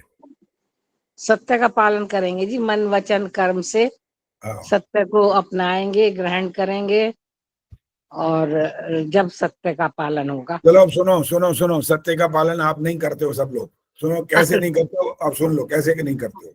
हाँ जी। आप किसी के घर पर गए, हाँ जी, और वहां माइक बंद रखो, सिर्फ सुनते रहो। जब आप किसी के घर पर गए मेहमान बनकर, और वहां पर आपको, आपका स्वागत तो होगा, स्वाभाविक है, गए हैं तो मेहमान हैं, और उन्होंने आपको पानी जलपान आदि करा दिया, उसके बाद फिर वो आपको कह रहे हैं भोजन करके जाना। नहीं, भोजन सीधा पहला तुम्हारा तीर तैयार होता है, नहीं, भोजन घर में कर लेंगे जाके, क्या बात, भोजन क्या करता है, खा लिया थोड़ा बहुत हो गया। अरे भाई क्या बात कर रहे हो, इतने बज गए, रात के 8 बज गए, यहाँ से जाओगे 1 घंटा लगेगा घर पहुंचने में, फिर रोटियां पकाओगे खाओगे, कितनी देर हो जाएगी। उन्होंने कहा नहीं कोई बात नहीं, हम अपने आप बना लेंगे, कोई ऐसी बात नहीं है, नहीं भोजन क्या करना है, कोई बात नहीं, आपको कष्ट होगा, खाम में रहने दो। अब 2 बार 3 बार तो ना हो गई है, अब तीसरी चौथी बार उन्होंने कहा क्या बात कर रहे हो, हद हो गई, आप हमारे घर आए हो और आप ऐसे जा सकते हो क्या? किसी बिल्कुल नहीं जाने देंगे, बैठो यहाँ आराम से, अभी 10 मिनट में खाना तैयार। अच्छा बाबा खिलाओ फिर, और क्या। इसका नाम हो गया सत्य का पालन, हो गया सत्य का पालन, बोलो। ये तो झूठ के बाद सत्य नहीं का हुआ हुआ आचार्य जी, ये तो झूठ हुआ। हुआ। पहले झूठ हुआ फिर मैंने सत्य। क्वेश्चन मार्क ही तो किया है, मैंने कब कहा कि सत्य हो गया, मैं पूछ रहा हूँ हो गया सत्य का पालन? हाँ जी बिल्कुल ठीक है, नहीं हुआ। ये नहीं हो, सत्य सब लोग का यही पालन करते नहीं हैं, हुआ। जिसके घर भी जाओ, हाँ बोलो जी। मत छोड़ो, जिसके घर भी जाओ सब लोग लगभग यही करते हैं। अच्छा एक दिन मेरे से एक ने पूछा, कहने लगे आचार्य जी एक बात बताओ, मान लो आप ये तो कह रहे हो कि सत्य का पालन करना चाहिए, वो हमको कहे रोटी खा लो, तुम कहेंगे ले आओ, ये सत्य का पालन हो जाएगा, ठीक ठाक है ये? मैंने कहा मैंने ये भी नहीं कहा अभी। कहना फिर आप बोल क्या रहे हो, मैं समझाओ फिर, या तो मैं समझ लो फिर इसका तरीका, कि अगर आपको भोजन करना है तो आप उनको कहो अच्छा ठीक है थोड़ी देर में भोजन कर लेंगे, और नहीं करना तो फिर डटे रहो फिर कि भोजन नहीं करना। अभी आपने इतना नाश्ता करा दिया, बिल्कुल इच्छा ही नहीं है, और घर पर जाकर के भी नहीं करेंगे। हमें जो बात है वैसी बता दो। इसके अलावा और कौन कौन से झूठ बोलते वो सुन लो। किसी ने कहा हमारे घर में सत्संग है, मैंने कहा हमारे घर आ जाए कल शाम को 4 बजे, हमारे घर में सत्संग है और आप आना। हाँ हाँ बिल्कुल जी, जरूर आएंगे, जरूर आएंगे। आपको पता है जाना ही नहीं है, जरूर आएंगे करते रहते हो बस, जरूर आएंगे। कहाँ आएंगे, जरूर जाते ही नहीं आप। अर्थात जो कुछ मन वचन कर्म बोला ना अभी नीलिमा ने, मन वचन और कर्म सब एक हो तब होता है सत्य का पालन। मन में तो कुछ और चल रहा है, वाणी से और बोल रहे हो, और कर्म तो करना ही नहीं है, बोला फायदा क्या हुआ, फिर कौन सा सत्य का पालन होगा। सत्य का पालन करना आसान खेल नहीं है, बहुत मुश्किल काम होता है ये। हाँ जी गायत्री गुप्ता बोलो। आचार्य जी, आजकल जैसे कटु सत्य जो बोलते हैं ना, उनको पसंद भी कम करते हैं लोग बात, कि ये तो मुंह फट है, सामने के सामने सब सही बात बोल देते हैं।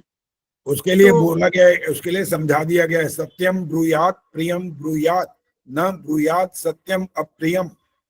सच बोलो लेकिन मीठा बोलो, आराम से बोलो, प्यार से बोलो, समझा के बोलो, और अपनत्व करके बोलो। कड़वा मत बोलो। अंधे ये नहीं बोल सकते, सूरदास जी ऐसे बोलो। अंधा तो है, सबको मालूम है वो अंधा है, लेकिन नहीं बोल सकते ऐसा। ऐसा बोलोगे तो फिर आपसे कौन बात करे, कोई नहीं। उसका तरीका ढूंढना होता है कि हम कैसे बोले, उस सत्य को कैसे बोले। तो मेरे से जिन्होंने बात की थी ना, क्या हम एकदम बोल दें हाँ रोटी खाएंगे, इनका नहीं, ऐसे नहीं, ये कोई हमारा व्यवहार अच्छा नहीं कहलाएगा। सत्य बोलने का मतलब ये था कि आप बोल दो उनको कि हाँ भोजन करके जाएंगे, कर लेंगे, थोड़ी देर में कर लेंगे। उनको भी पता लग गया आप भी भोजन, उनको भी 4 बार नहीं कहना पड़ा, और आपको भी एक बार में बोलने पर सत्य का पालन आपने कर दिया। तो मनः सत्येन शुद्धति कैसे होता है, जब आप सत्य का पालन करना शुरू करते हैं। अपने घर में, अपने परिवार में, अपने मित्र के साथ, अपने पड़ोसी के साथ, अपने जहां पर भी आपका सामाजिक व्यवहार है, वहां पर सत्य का पालन जब आप करेंगे, तब जाकर के ये जो दूसरी सीढ़ी है, इस पर आपका पांव जमना शुरू होगा। क्या है ये, शौच। ये है पहला, अभी तो दूसरे नियम यम और नियम में पहला सीढ़ी है अब ये। अब इसके बाद आ गया संतोष।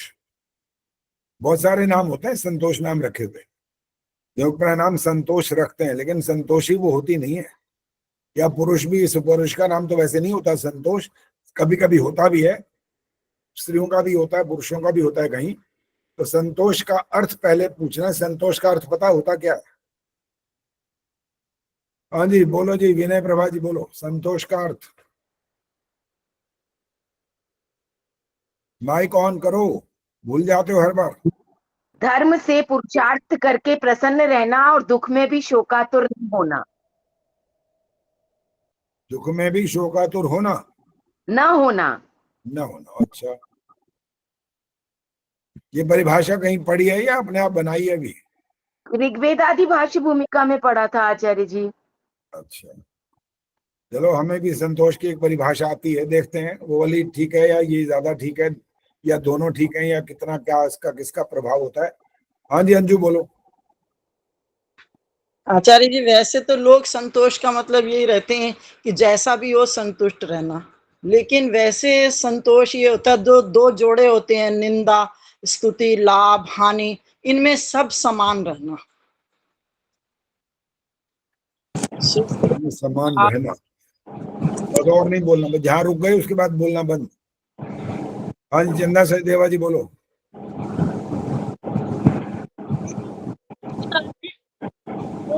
हमारे पास ज्ञान है, बल है, धन है, पुरुषार्थ करने के पश्चात जितना भी आनंद, विद्या, धन आदि हमें प्राप्त होता है, और उसी में संतुष्ट रहना। चलो ठीक है, आपकी आवाज कट गई, लेकिन कुछ कुछ समझ आ गया था मुझे, और वो बात भी यही है, पूर्ण पुरुषार्थ करने के पश्चात जो आपको प्राप्त हो, जब आप उसमें संतुष्ट रहेंगे तो ये संतोष होता है। अब पूर्ण पुरुषार्थ करने के बाद दुख भी आ सकता है, पता है आपको, आ सकता है। बहुत मेहनत की, बच्चे ने बड़ी मेहनत करी लेकिन वो फेल हो गया, नहीं पास हो पाया, नहीं आया उसके जो उसने तैयारी की थी वो प्रश्न नहीं आए, फेल हो गया, यहाँ पर भी उसको संतोष करना पड़ेगा। रोएगा, हाय हाय हरदम मचाएगा, मिलना कुछ नहीं है। तो ये कठिन काम आसान नहीं है, ये भी संतोष करना भी मुश्किल है। पूरी मेहनत करने के बाद, ये नहीं कहा कि कुछ कर लो और उसके बाद जो मिल जाए, ये नहीं कहा हर हालत में खुश हैं, ऐसे नहीं है। पूर्ण पुरुषार्थ करने के पश्चात है ये, जो कुछ प्राप्त होगा उसमें संतुष्ट रहना, ये संतोष होता है। इसके बाद है तप। हाँ जी, पद्मा चावला जी बोलो। आचार्य जी, द्वंद्व सहना, जैसे सुख दुख लाभ हानि सम रहना, उनमें अगर लाभ हुआ है तो भी वैसे ही प्रसन्न रहो, और अगर हानि हुई है तब भी वैसे ही प्रसन्न रहो, ये होता है तप। द्वंद्व सहनम तपः, जो द्वंद्वों को सहन कर सकता है वो तपस्वी है, वो तप कर रहा है। एक टांग पर खड़े होना कोई तप नहीं होता। आप अपने घर में जो समस्याएं आ गई हैं उनसे बिना घबराए आप उनका सामना कर रहे हो, हाय तौबा नहीं मचा रहे, परिवार में कोई ऐसे बवंडर नहीं मचा दिया और उनका निराकरण करने का प्रयास कर रहे हो, ये तपस्या है। दुखी मत करो सबको, एक जरा सी कोई बात हुई तो सबको ऐसा ऐसा बता करके इतना आसमान उठा लिया सर पर, कोई तपस्या नहीं है, फिर तो गृहस्थ आपका बेकार, अच्छा नहीं है। इसके बाद क्या है? स्वाध्याय। उर्मिला आर्या जी, स्वाध्याय का मतलब? स्वाध्याय, पहले अपना अध्ययन करो, मैं क्या हूँ, कैसे, जो बात सही है मेरे अंदर है या नहीं। दूसरा स्वाध्याय, धार्मिक पुस्तकों को, अच्छी अच्छी किताबों को पढ़ना, ज्ञान प्राप्त करना। ठीक है। उस धार्मिक पुस्तकों में भी अगर धार्मिक पुस्तकों का नाम केवल ऐसा बोलेंगे तो इसमें भी गलती होगी।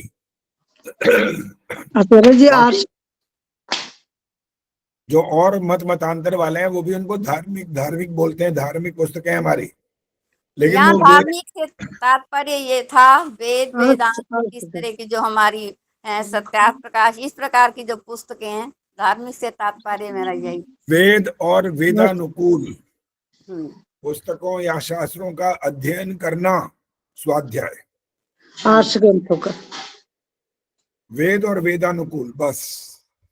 और अगर दूसरी पुस्तकें पढ़ेंगे अगर, लेकिन पता है उन पुस्तकों को पढ़ने का भी एक अधिकार मिलता है हमको। कब मिलता है? वो तब मिल जाता है जब आपको सिद्धांत समझ में आ चुके हो, तब पढ़ सकते हैं आप। और अगर वो सिद्धांत ना आते हो और आप वो पढ़ने लग जाएं तो उनकी तरफ चल पड़ेंगे आप, बचेंगे नहीं फिर आप।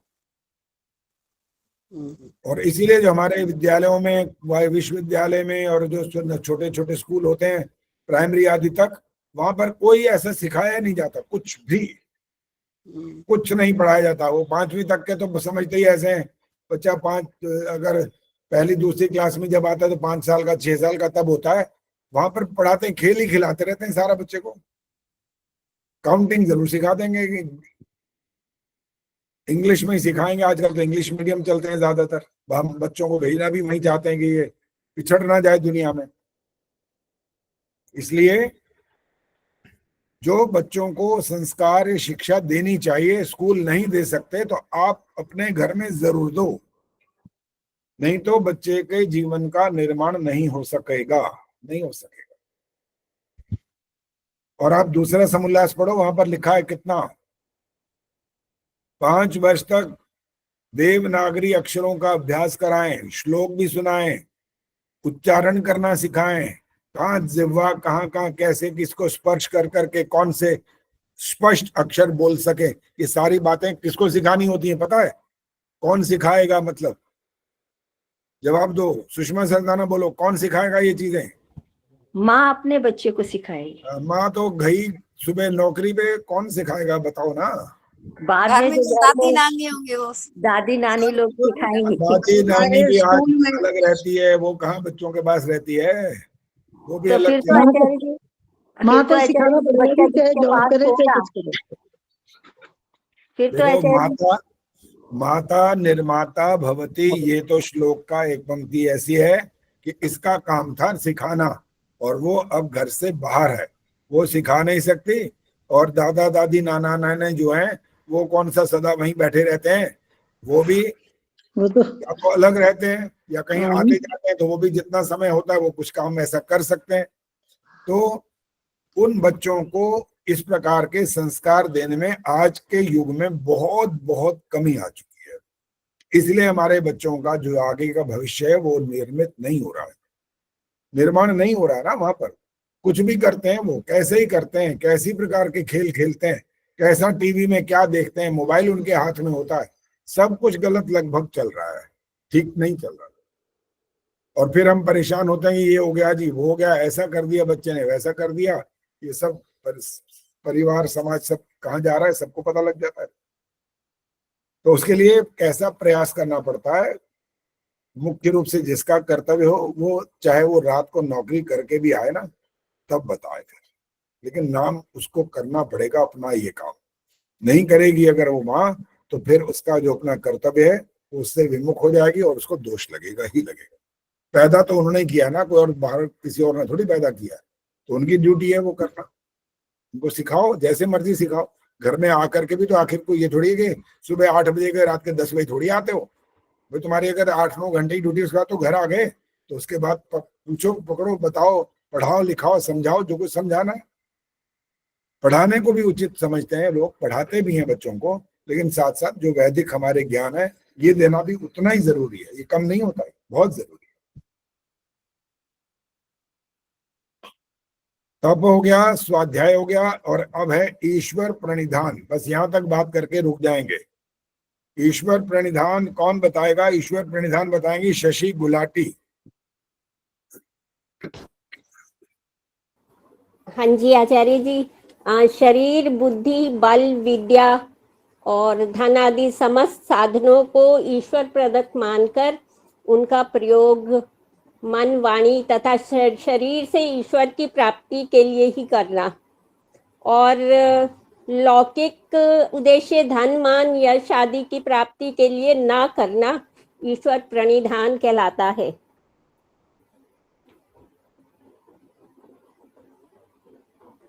आचार्य जी आपका माइक म्यूट हो गया। शशि गुलाटी, आपने कहाँ पढ़ा इतना लंबा चौड़ा इसका अर्थ? वो मैंने योग दर्शन की बुक खोली हुई है तो उसमें से पढ़ा है। अच्छा, इसमें से पढ़ा है। हाँ जी। अच्छा ठीक है, अभी हम छोटा सा संक्षिप्त सा सुनना है बस, अभी हम लंबा और नहीं, आपने नहीं बोलना जी। अभी और कोई बोलेगा, अब माइक बंद रखो और देखते हैं इसका उत्तर और कौन दे सकता है। राज चावला जी बताए आपको ईश्वर प्रणिधान छोटा सा अर्थ क्या होता है? हाँ जी, परमात्मा की स्तुति करना, स्तुति, प्रार्थना, उपासना करना अंतर मन से। बिल्कुल गलत है ये। हाँ जी, रवि बालाजी बोलो। आचार्य जी, अपने सब कार्य ईश्वर को समर्पित करते हुए चलना। ईश्वर प्रणिधान, ईश्वर को समर्पण करना। क्या समर्पित करोगे? सुमन सूद बताएंगे क्या समर्पित कर सकते हो? जैसे हम आचार्य जी यज्ञ करते हैं और आहुति देते हैं, हम बोलते हैं इदं नमः, तो वो हम ईश्वर के समर्पित करते हैं कि ये मेरा नहीं है, ये आपको अर्पित है, आपके लिए है। ईश्वर को आप समर्पित करते हो इदं नमः ये कहकर, ये कहते हैं कि हाँ ये मैं अपने लिए नहीं कर रहा, कुछ भी कर रहा है जो भी हम अच्छा काम करें तो ईश्वर को समर्पित कर दे। नहीं, ईश्वर क्या करता है फिर उसका? ईश्वर तो कर्मों का फल देगा जो देगा जी, ईश्वर के हमने तो समर्पित कर दिया।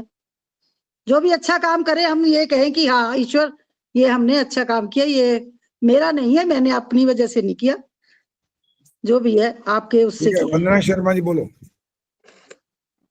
आचार्य जी, ईश्वर के समीप जाना, उसकी उपासना करना।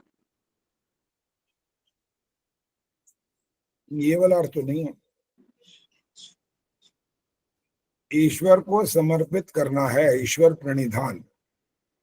अब इन्होंने समर्पित करने की बात का उदाहरण भी दे दिया। हवन करने पर जब आप इदं नमः ऐसा बोलते हो, ये मेरा नहीं है, ये ईश्वर को दिया मैंने, इसको समर्पित कर दिया ईश्वर को। चलो सुषमा सरदाना जी बोलो। निर्लिप्त होकर कार्य करना, जो भी कार्य करना है उसमें आसक्ति नहीं होनी चाहिए, अनासक्त होके कार्य करना चाहिए। गायत्री गुप्ता जी बोलो। शब्द नहीं ढूंढ पा रही आचार्य जी बताने के लिए। अपनी आत्मा को ईश्वर की आज्ञानुकूल समर्पित कर देना। आत्मा को समर्पित करना। एक मिनट आचार्य जी, फोन आ रहा है बीच में, एक चलो मिनट। पद्मा जी बोलेंगे जब तक, कोई बात नहीं। पद्मा जी बोलो। आचार्य जी, हम जो भी कर्म करते हैं हम ये मतलब विचार करें कि ईश्वर हमारे चारों तरफ है और हमारे सब कर्मों को देख रहा है। और जब हम वो कर्म कर रहे होते हैं तो हम कभी भी पाप कर्म की ओर नहीं बढ़ते, केवल अच्छे ही कर्म करते हैं, क्योंकि हमने अपने सभी कर्मों को ईश्वर को समर्पित कर दिया है। इसी को ईश्वर प्रणिधान कहते हैं। कर दिया है तो नहीं कह सकते अभी, मतलब करने का प्रयास करते हैं जो भी हम करना चाहिए, करना चाहिए। और उसमें जितने भी नकारात्मक चीजें वो आप नहीं कर सकते, ईश्वर को समर्पित वो नहीं की जा सकती है। सब कुछ वो होगा जो आपको वेदानुकूल जो आप कर्म करेंगे वो आप समर्पित कर सकते हैं। हाँ नीलिमा जी बोलो, क्या बोलना है? मैं ये कह रही थी आचार्य जी, दो चीज मुझे ध्यान आई ईश्वर प्रणिधान में, कि एक तो ये कि ईश्वर मुझे देख सुन और जान रहा है, और दूसरा ये कि सब लौकिक कर्मों का फल संसार में जो भी हम करते हैं उन कर्मों के फल को ईश्वर को समर्पित करते हुए, यानी कि ईश्वर ही को श्रेय देते हुए, वो हम ऐसा अनुभव करते हुए ईश्वर को सर्वोपरि जाने और सर्वश्रेष्ठ। ईश्वर को श्रेय दे, ठहरो, ईश्वर को आप नहीं बोलना है, जिसका उत्तर देना है। ईश्वर को श्रेय देते हुए का क्या अर्थ निकलेगा? ईश्वर को श्रेय देने का ये मतलब है कि जो कुछ भी साधन सामग्री गुण कर्म स्वभाव मुझे दिए हैं, इनके रास्ते में साधक बनने के लिए, साधक होने के लिए साधन दिए हैं, वो सब ईश्वर के कारण है, ऐसा विश्वास, परम विश्वास करते हुए। ईश्वर ने गुण कर्म स्वभाव दिए आपको? हाँ जी मतलब गुण कर्म स्वभाव में जो अच्छे गुण कर्म स्वभाव हैं, वृद्धि होती है, वो तो सब ईश्वर के द्वारा हैं जी, प्रेरित दिए हुए उसी के। देखो, आपको जब गायत्री मंत्र के माध्यम से ये जो याचना प्रार्थना करते हो ना, बुद्धि मिले, उस बुद्धि को प्राप्त करने के बाद आप ही सब कुछ करते हो। आप नहीं करोगे तो अपने आप आगे कुछ नहीं होना। हाँ जी, ये तो है। आपके अंदर गुण कर्म स्वभाव आप पैदा करोगे, बुद्धि के माध्यम से करोगे। बुद्धि अच्छी है तो अच्छे गुण कर्म स्वभाव बनेंगे, बुद्धि अच्छी नहीं है तो गुण कर्म स्वभाव बेकार हो जाएंगे। लड़ाई झगड़ा मार पीट, तेरी मेरी, ये वो, गाली गलौज सब हो जाएगा शुरू। फिर तो आपको अपने माध्यम से ये सब पैदा करना पड़ेगा। केवल आप गायत्री मंत्र के माध्यम से जब प्रार्थना करेंगे ना कि बुद्धि दो मुझे, तो आप बुद्धि प्राप्त कर सकेंगे। उसके बाद तो आपका काम शुरू हो जाएगा। अब जैसे टीचर ने बच्चे को पढ़ा दिया, सिखा दिया, समझा दिया, उसके जितने सम थे उनको सॉल्व करा दिए, लेकिन जिस समय पेपर होगा वो टीचर थोड़ी पेपर करेगा, उसने तो पेपर चेक करना है। अब करना तो बच्चे ने है, तो सिखाने का काम ईश्वर का है, आपको बुद्धि देगा। इसके बाद आपको अपना पुरुषार्थ शुरू करना है। इदं नमः जो आप बोल रहे हो ना, अभी सुमन सूद जी ने बोला, ओम अग्नये स्वाहा, इदम अग्नये, इदं नमः, ये आपने आहुति डाली है, अग्नि देव को समर्पित करी है, अग्नि के लिए है ये। और अग्नि में क्यों डाली आपने? अग्नि में आपने जो आहुति डाली है और इदं नमः फिर ये कह दिया, अंदर के इस भाव को आपने ये प्रकट किया कि मैं देने वाला नहीं हूं भाई। कहीं मैं सोचूंगी मैं दे रहा हूं, मैं, अहम का भाव नष्ट हो जाए, इसलिए इदं नमः बोलता है। और किसके लिए दे रहे हो? वो आप हर मंत्र इदम वायवे, इदम प्राणाय, सोमाय सब बोलते जा रहे हो। ये इसके लिए है, वो प्राण के लिए, ये सोम के लिए, ये अग्नि के लिए, ये इन देवों के लिए। उन सब देवों को आप शुद्ध करना चाहते हो और साथ साथ ये भी बात समझ करके कर रहे हो, मैं अहम भाव को समाप्त कर रहा हूं कि मैं नहीं दे रहा हूं, मेरे पास कहां से आएगा। चलो मान लिया कि मैं अपने हाथ से आहुति तो डाल रहा हूं, आया कहां से? मैं पैदा होकर साथ लाया था क्या? नहीं लाया, मिला ना। पुरुषार्थ तो करना पड़ेगा, बिना पुरुषार्थ के तो नहीं मिलेगा।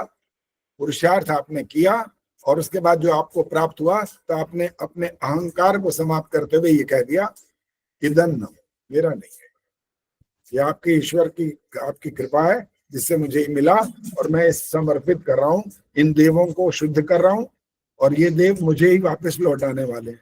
ये उनकी विशेषता होती है। चलिए बस समाप्त हो गया समय, और हम शांति पाठ करेंगे, कोई बातचीत नहीं। आचार्य जी गृह कार्य दिया था आपने, क्या ऑपरेशन किया था ना? हाँ जी, कृष्ण जी ने शर्त से ना उठाने की प्रतिज्ञा क्यों की थी? हाँ, तो इसका अभी उत्तर समय मैंने नहीं बात होगी, समय समाप्ति, समय बात नहीं कर सकते अभी। ओम देव शांतिरंतरिक्षम शांति, पृथिवी शांतिरापः शांतिरोषधयः शांति, वनस्पतयः शांतिर, विश्वे देवाः शांतिर, ब्रह्म शांति, सर्वं शांति, शांतिरेव शांति, सामा शांतिरेधि। ओम शांति शांति शांति। जो बोले सो अभय वैदिक जगत गुरु महर्षि दयानंद की, भारत माता की जय। आर्य समाज वेद की ज्योति, ओम का झंडा, वैदिक ध्वनि।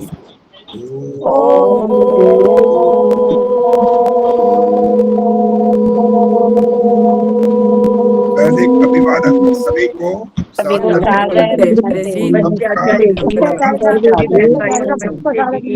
सभी को सादर नमस्ते।